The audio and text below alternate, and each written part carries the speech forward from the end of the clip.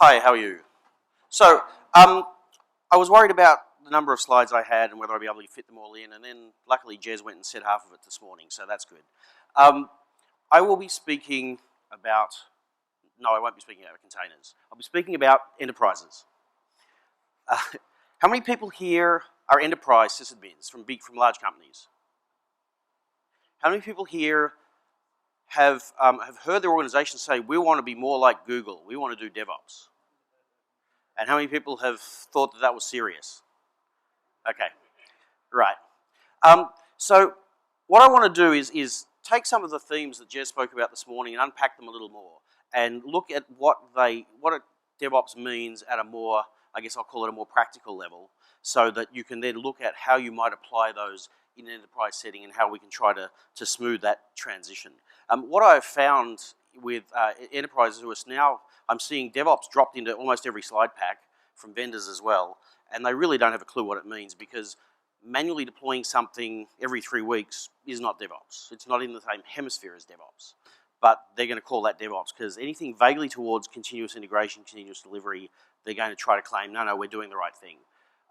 Let's look at what it is. And the reason this is an important topic from my perspective is that there's something that has been, to my mind, lost in translation, or lost in emphasis when you look at what DevOps is in an enterprise setting. DevOps seeks to reimagine the enterprise. It is not just about coding. It is actually much wider and deeper than that. Everyone talks about Toyota and lean and all of those sorts of things. When people say that, they don't really understand what that means for a traditional enterprise. It's been going for 30 or 40 years. And so what we need to do is spend a few minutes talking about that so that we can understand why there is such pushback against the notion of DevOps and how we might counteract that. When we talk about a factory, we don't talk about this sort of factory. We're talking more about this sort of factory. So think of the bill of materials approach. It's not a one-size-fits-all. It's not just milling machines. It is about designing large, complex systems out of components and assembling those components in the right order. So let's take a look at a couple of these DevOps practices. And the reason I want to talk about behaviors is important because everyone talks about the DevOps culture. DevOps is first and foremost about culture. But as you heard from Jez this morning, you don't just magically say, here is our culture. You can't decree a culture. You can, on the other hand, decree behaviors. And you can create behaviors that are aligned with creating that new culture and thus move towards that new culture. So we need to understand some of these behaviors and how they cause a conflict and how we have to deal with this. The first, of course, is this notion of shared ownership and high collaboration versus the current organizational silos. So there's a straight tension there already, of course. How many people are attempting to do DevOps and finding they can't because of the silo problem? Yeah. This is the other one that I find really interesting, is when you talk about DevOps in an enterprise setting, most of the pushback I've seen is because they think, oh, it's just developers wanting to be cowboys and get access to production. It ain't going to happen here. They think about, again, that sort of silo approach. And the way that enterprises manage risk now is they do it through change management. They have these big, ugly snowflake changes. They go through huge amounts of integration testing, and they do them in the dead of night at 2 in the morning in case things go wrong, which they always do. And they spend the next week cleaning them up anyway. So they perceive that is how you manage risk. We'll come back to this theme in a moment, but of course DevOps by no means is about reducing the way you manage risk. It is about managing risk in an entirely different way and a much better way. And the next one, of course, is ephemeral infrastructure.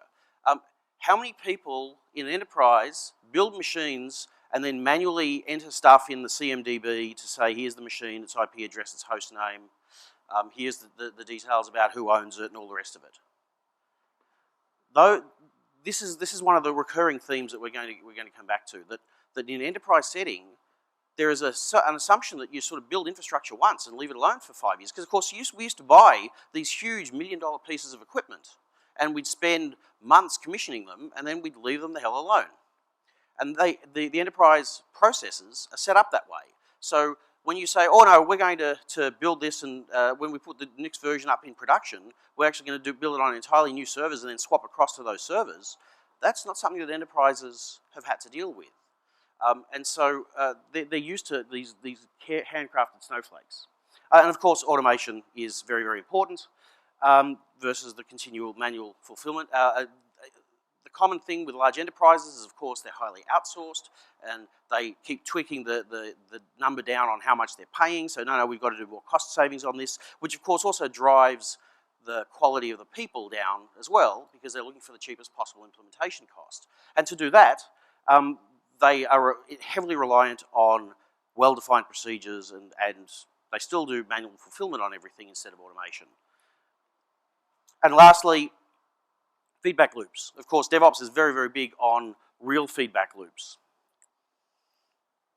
One of the problems with the enterprise that I'm working in at the moment is you build your system, and during that build, you engage the alarm team to design and build all of the standard alarms, and they're all commissioned. So all this stuff is set during the CapEx build phase of the project before you've had any production time to actually know what's going to go wrong.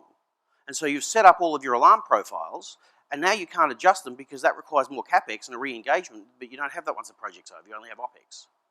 How many people are in that situation? Okay, I get it bad. And that's one of the things that happens as you move to the cloud, the move from CapEx to OpEx. So of course, we've all seen slides like this. DevOps does risk management differently. It is not that it doesn't do risk management, it is that it takes a different approach. One of the things that is so important to understand why I guess I'll call it the threat model here, is that, where was I going with that? Sorry, I just lost my brain for a moment. Yeah. Deployment is everything in DevOps. You build the release pipeline, you take the same approach to build from source artifacts all the way through. So you will have promoted something 3 or 4 times by the time it gets to production. So you've eliminated the risk. If you think about what change management is about 2 things. It is about ensuring the correctness of the new target state, and it is about ensuring the correctness of the process by which you get to that target state. Well, of course, if we've already built exactly the same thing as production several times, we've hit those risks head on. So it's not that we're not doing risk management, so we're doing it much smarter. And of course, deployment is decoupled from activation. In DevOps, again, this is the thing, that if you are doing an all or nothing change at 2 in the morning, then if the change works, it affects 100% of the user base. If the change doesn't work, it affects 100% of the user base. The DevOps approach is you decouple activation from deployment so that you deploy whenever you like, but then you only turn it on for 1% of the people, and even if it's a really bad bug, only a small number of people have been affected. So again, when you think about what risk is in terms of likelihood and impact, we're directly addressing the impact a different way. And this is where you need to go back to the basics. I've been in meetings where these vendors try to say, oh yeah, well, we just want to push code out, and they don't think about well, no, these are production systems, and you've got people who are used to a particular threat model, and you need to explain that this is actually improvement over that threat model.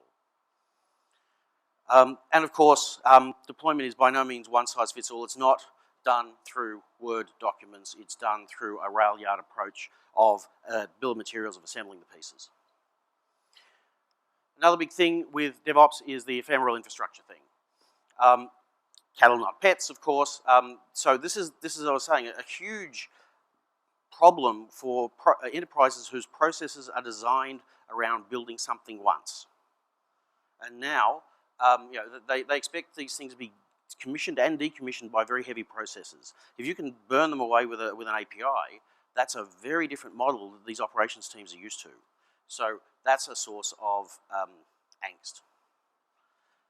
And of course, release through parallel infrastructure. This is even more threatening because, as I said, we might have an entirely new virtual infrastructure for each production release. And that's they're used to having a server name that's the same. They're used to knowing exactly how to find things because they have stayed in the same place for 2 years. And all of their processes are built around that assumption.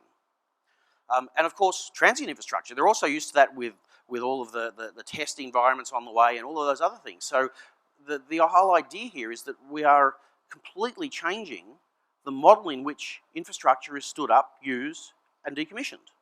This is a huge threat in an enterprise setting. All of their processes over decades have gone a different way. And of course, automate everything. I won't go into that one. But DevOps does a whole bunch of these things. It looks at quality all the way along. It looks at quality in terms of minimum viable product, minimum marketable features. It looks at it in terms of just-in-time infrastructure, continuous integration, continuous delivery, feature flags, A/B testing, all this stuff. So this is all about using the release pipeline, and just as Geoff said this morning, everyone owns quality. Everyone owns the pipeline. Everyone works on the pipeline together. And that is the DevOps way. Enterprise IT, on the other hand, is, shall we say, somewhat different. From an operations perspective, we have developers throwing dead cats over the fence all the time. We have manually implemented changes, lack of backup plans, lack of testing. I've seen these things where people are going, no, we ran out of time, so we didn't do all the tests. We just need to get it into production now. What about your backups? Oh yeah, we didn't have time to do that. Okay, so you want me to put this into production when you haven't done any of the background work? This is normal in an enterprise setting. And of course, the environments are all different. Production is always different from everything that's before it. So that's what they're used to. And if that is what they're used to, then of course that threat model means you have Papa Bear shouting at you, have you got your change ready? Have you got 2 backups in the can? Have you done your homework? And that's the CAB model of threat management. Of course, it's not just the devs that get it wrong. The sysadmins have problems as well. All or nothing changes. Change windows in the dead of night. Well, of course, oh, sorry. You haven't seen that before? There you go.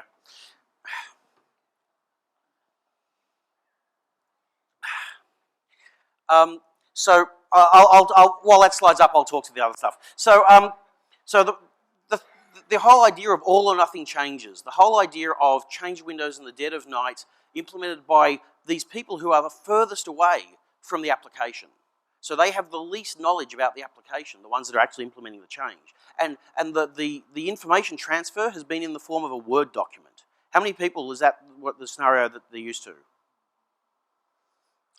And yeah, so, sorry, I'll have to move on. So the result of this is that everyone's the enemy. The code quality that's being punted through in enterprise settings is crap. It's Java written by people who've had 6 weeks of Java training. The handoff is all siloed, and because of those silos, no one actually really cares whether it's going to work or not. They just care about CYA, which is, again, one of the comments that Jez made earlier. The contracts require continual cost reductions. Failures, I don't know, that's a database problem. We'll flip it over the fence to the database team. Oh wait, they need access to system log files. Back comes the ticket. It takes days to deal with failures instead of minutes. And that's why you see these results in the DevOps survey, 168 times improvement of mean time to repair. Staggering results. And of course the reason is because it's all about process over people, whereas DevOps goes exactly the opposite way. It is about trust adults to deliver. So we end up with these sorts of conflicts. Manual configuration changes versus automated deployment. Application architecture is defined by network design. Well, of course, with clouds, that's flipped too. The network design is defined by the application architecture instead.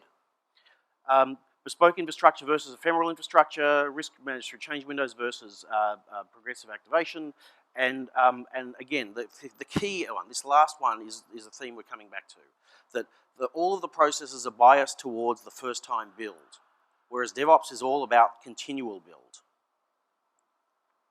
So that actually leads right into what is the root cause of this problem. with enterprise adoption, and it is exactly that. That enterprises are built, not just in IT, but the whole enterprise is built around end-to-end processes that see new as complex, high-risk, expensive, and time-consuming. Let's talk about that a bit more. When you are in an enterprise, and as exactly what Jez was saying this morning, you have a new idea, you put a business case together, the first thing that happens is you get into some form of constructors forum where all the different department heads go, well, this is what it's going to mean for me, this is what it's going to mean for me, here's how much money I need from you and how much time, and then they all go off and do their thing and they come back a year or two later and deliver something that wasn't what everyone wanted. And that's the process. So that's waterfall all the way from the beginning, long before it gets to IT. And so, of course, that's why they have these huge PMOs, project management officers, and 3 to 6 project managers to every technical person, and that sort of thing. It's because that's their model. That's their mental model on how they're doing this. Of course, DevOps is about a continuous series of small changes, but there's also a limit to what DevOps can do in that enterprise setting, because you've got, in enterprise, you typically have channels, you'll have customers. You can't go changing the product every day. Then you might be able to do lots of changes every day, but some of those need a quarterly release where you get to retrain the channel. You need to retrain your staff. You need to go through compliance. You need to do these other big ticket items. That so DevOps doesn't solve everything. That's part of the thing here. How many people have seen? How many people know ITIL? How many people have seen that diagram? That's the typical diagram of ITIL. That is, again, look, you want to look at it and you know it's waterfall. Service strategy then begets a service design. The service design creates an SDP, a service definition package, which is handed across to service transition. Interestingly, service transition is where they actually build the thing and transition it. Although if you go looking around to work out where is this thing actually built, it turns out service transition is where it has to be built, but it's not actually discussed in service transition at all in the ITIL documents. It just magically appears. And then service operation. Well, guess what? There's another view of ITIL. This is also a view of the same things. So ITIL doesn't have to be waterfall the same way that SDLC didn't have to be waterfall. We introduced agile practices into software development. We can do the same thing for the ITIL side of the house, for the ops side of the house, by taking that more incremental view of these operations practices. And I'm not the first person to be saying this. This is off an old DevOps site. Someone else was saying the same thing a few years back. So it's, again, moving from do something once to just-in-time infrastructure. That said, there are 2 problems with ITIL. It assumes manual execution, and it assumes the waterfall design and implementation project. So they're the assumptions that you have to get around and re-engineer in your existing processes. Now, how many people have heard of ISO 9000, 9001? What is it? See, you don't know what it is. It's the international standard for quality. Boiled down, it says 2 things. That there is a defined process for all of the things you do, and there are records to show that you followed them. In other words, this is about consistency of quality. And the intention is that once you've got that consistency of quality, you then work on the process to improve the quality to where you want it to be. So once you do, what you do is effectively you get an ISO 9000 cert, that establishes a baseline, and then you can ratchet up the process from there to improve the quality. That's the intention. That's what ISO 9000 is meant to be. How many people have seen those processes ever change in their organization? That's the problem. The problem is that these things get set in stone. Oh, we don't want to put our ISO 9000 certification at risk. We can't do that. So these processes get locked in stone instead of being seen as the means to improving quality. So when I say we need to re-engineer these processes, I'm not saying that's an easy thing to do, because you have to be able to educate people that you can still maintain your ISO 9000 compliance while doing this. As I said earlier, it's not, DevOps is not a one-size-fits-all. It doesn't solve everything. There are certain things that require much larger cycles. So for example, you might have marketing releases every 3 months or so where you do the work that goes into those. And then you've got the product development would be happening across multiple cycles, but of course DevOps delivery can still do things like bug releases and customer-specific features and things like that very, very rapidly. So the engineering practice underneath can be DevOps. which is what it says there. So what does this mean? What does DevOps mean for the organization? Is operations going to still exist? These are the sort of questions you hear thrown about.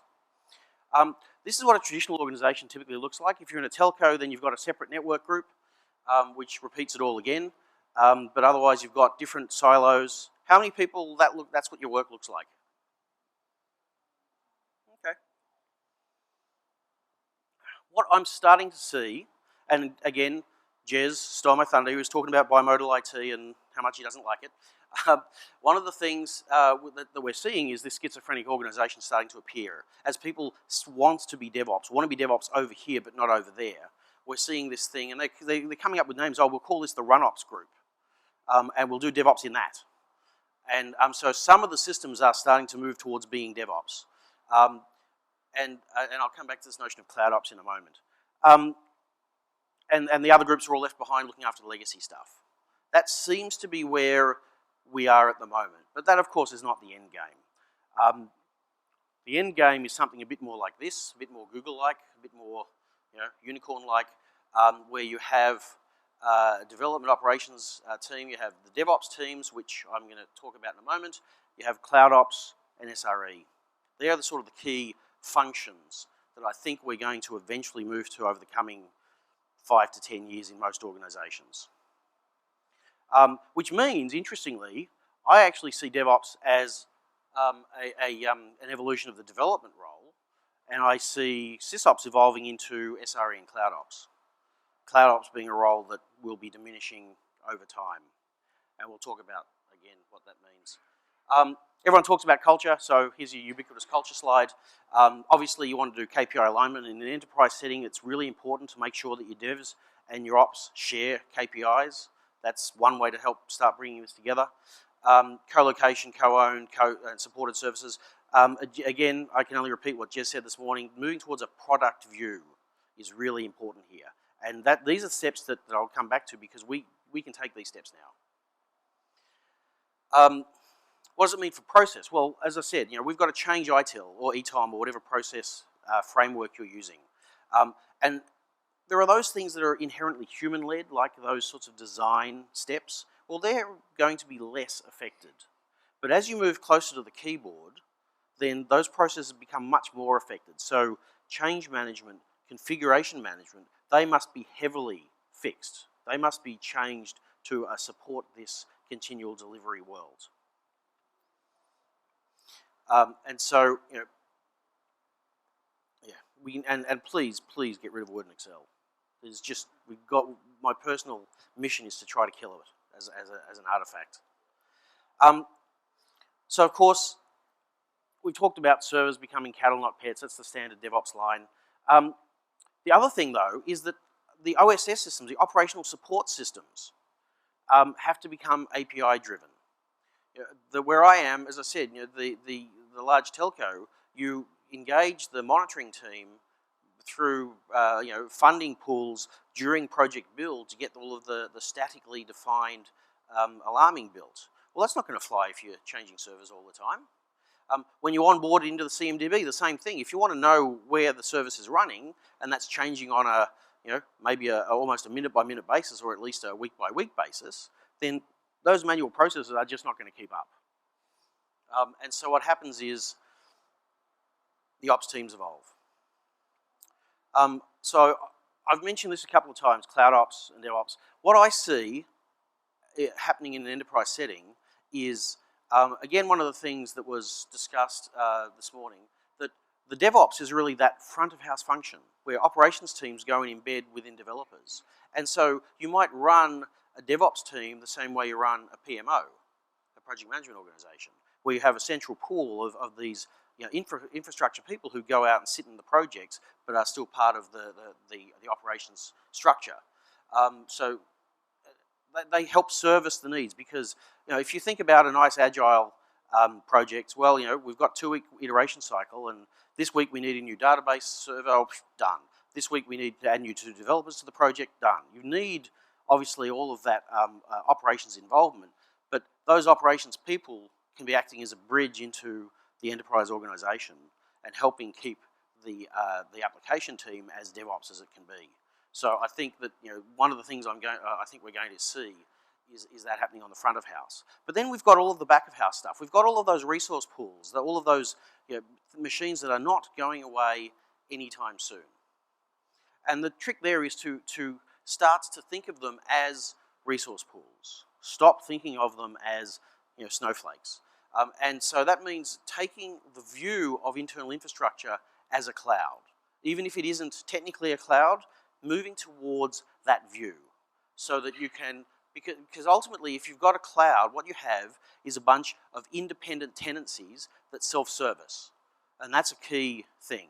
That I don't want to have, if I'm a development team, I need to be able to do my work without having to lodge work tickets and wait.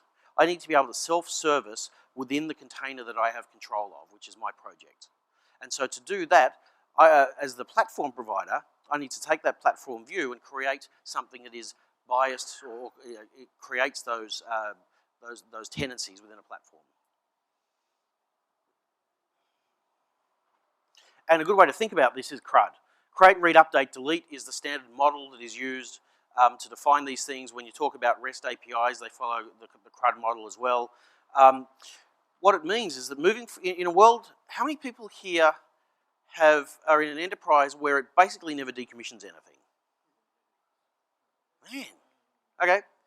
I expected more hands. I know that we've got 27 or 28, 30,000 machines, all nice and bespoke and very high administrator to machine ratios because they're all bespoke and nothing ever gets turned off. And we're going to build these new systems and get rid of all the old ones. Well, we build the new systems and never turn off the old ones. So one of the things is to make sure that for every create there's a delete. So if you can ask for a VM, you must be able to get rid of the VM. If you can ask for a storage line, you must be able to get rid of it.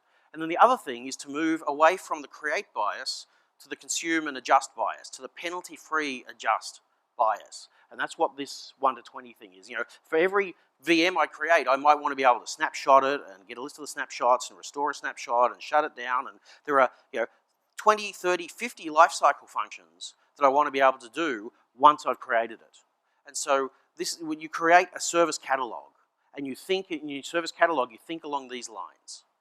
And if you're doing that, even for your internal resource pools, when you're moving towards everything as a service and that product view, that means that you've taken this huge step towards supporting DevOps activities in your enterprise.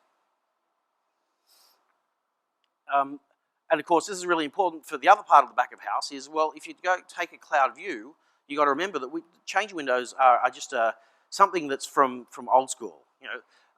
There is no such thing as maintenance window on the internet, only downtime. So you need to make sure that you can do the maintenance of those resource pools without taking without user visible downtime. Now, you may not be able to do that all the time. And again, there are different categories of infrastructure. I mean, one of the reasons that we have built over the years all of this highly redundant infrastructure, redundant at every single layer with mirror disks and power supplies and network paths. The reason we did that is because these monolithic vertical applications suck at failure. They do not cope with failure well. So we've had to compensate all the way down. And of course, DevOps is a model that says, well, no, the underlying infrastructure is unreliable. Now write your code to deal with that. So what's happened as part of this transition is we can now provide infrastructure much more cheaply, but we declare it to be unreliable, the same way that UDP is technically unreliable. It's there in a technical sense that you must be able to deal with the fact that something went wrong. And so if we deal with our infrastructure the same way, we can say these are reliable resource pools and these are unreliable resource pools. And we can help encouraging people towards cloud native applications. So, how are we doing? How do we get there? Okay, so I've spoken about the process level, the practical level. I think what I want to do to finish up is talk about the organizational level and some of the issues that come up there. And here, this is where we'll talk about some patterns. There's some anti-patterns and some patterns. The anti-pattern that I want to talk about is softly, softly.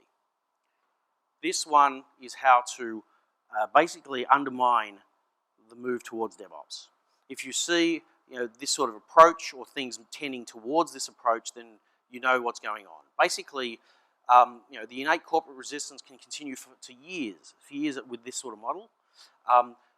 They can continue to make these micro adjustments that make it look like they're supporting the initiative publicly, but of course not actually making any real progress towards it.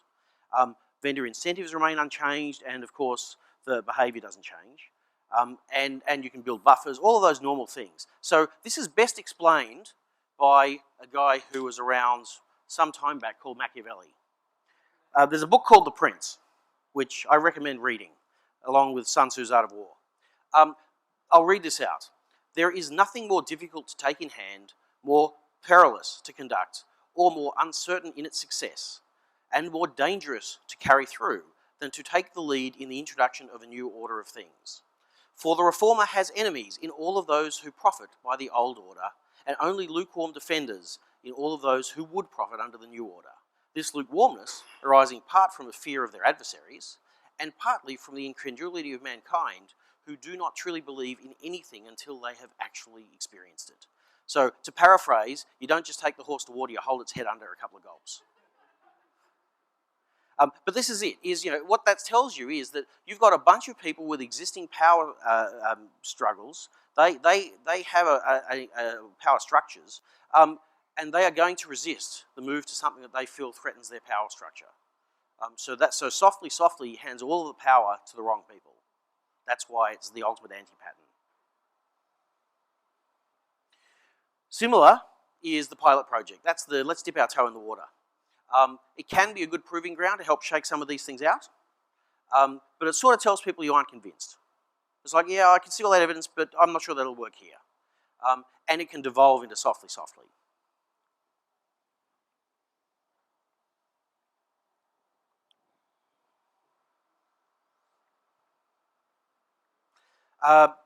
Outside in, well, if you remember Linux servers, we're going to run all of our core on Solaris. You can do your web servers on Linux, but we're going to keep the core as Solaris. And so Linux took years to slowly move in towards the core. And that's another approach, is that, what I'm seeing is, you can do DevOps on that sort of those website-y things, but no, our CRM system, we're going to keep that all old school. How many people have seen that approach happen? Okay. And again, it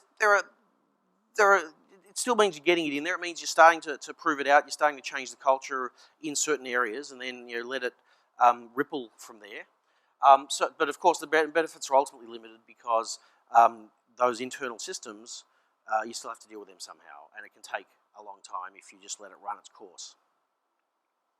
Which leads us to the one that was being discussed this morning, bimodal IT.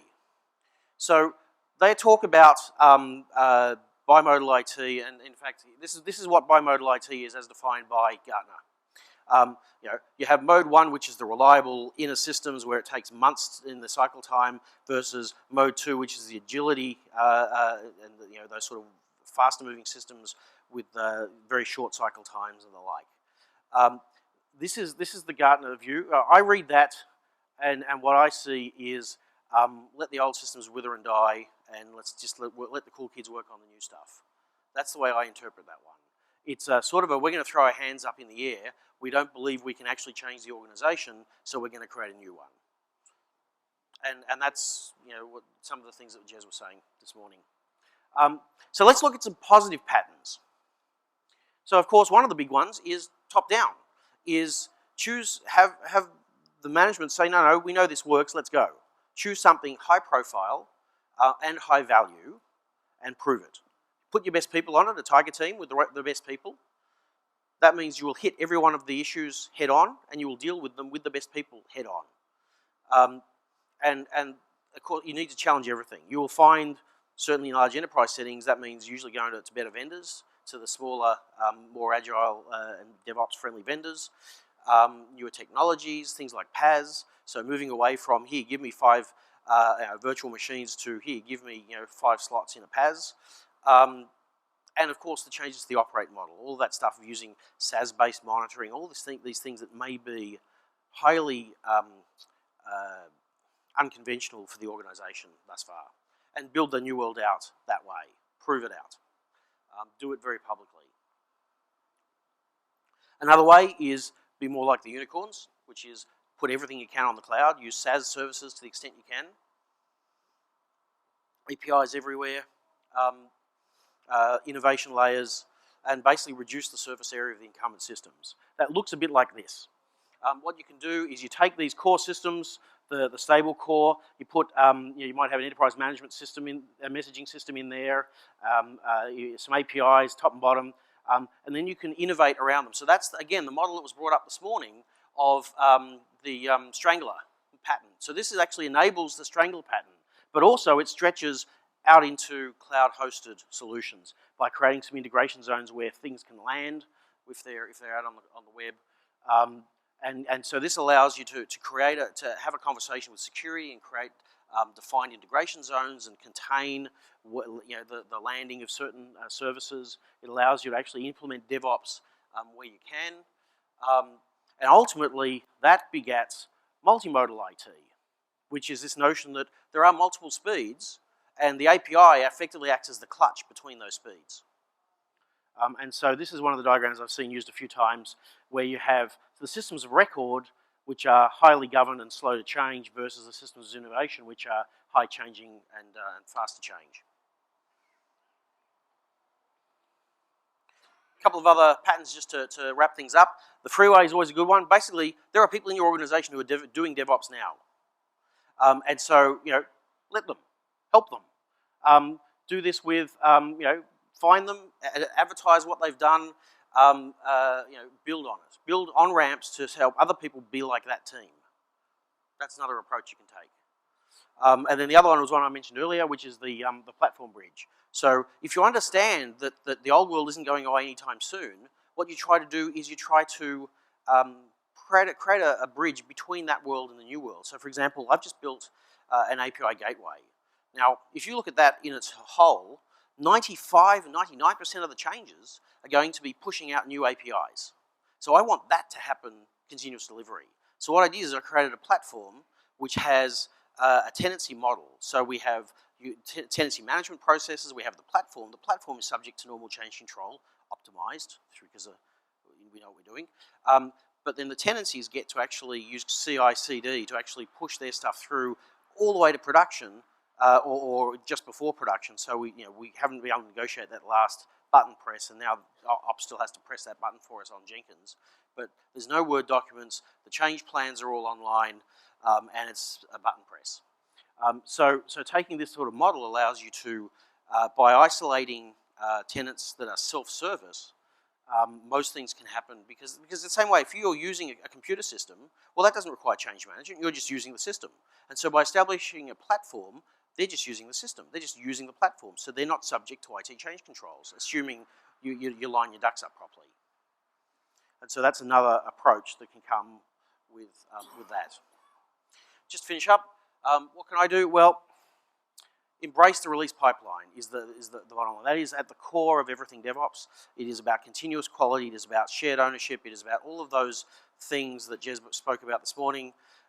Everything from source, automated testing, infrastructure as code, automated release, all of that stuff.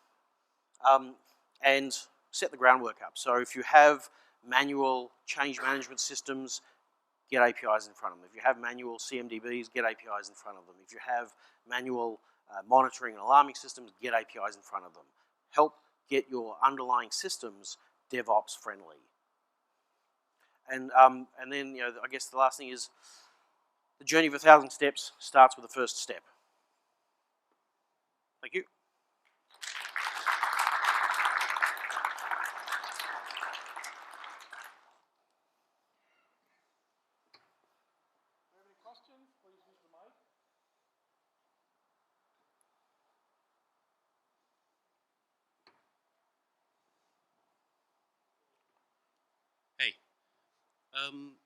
I am part of the team that runs the control systems. Sorry, could you speak up a bit, please? Sorry.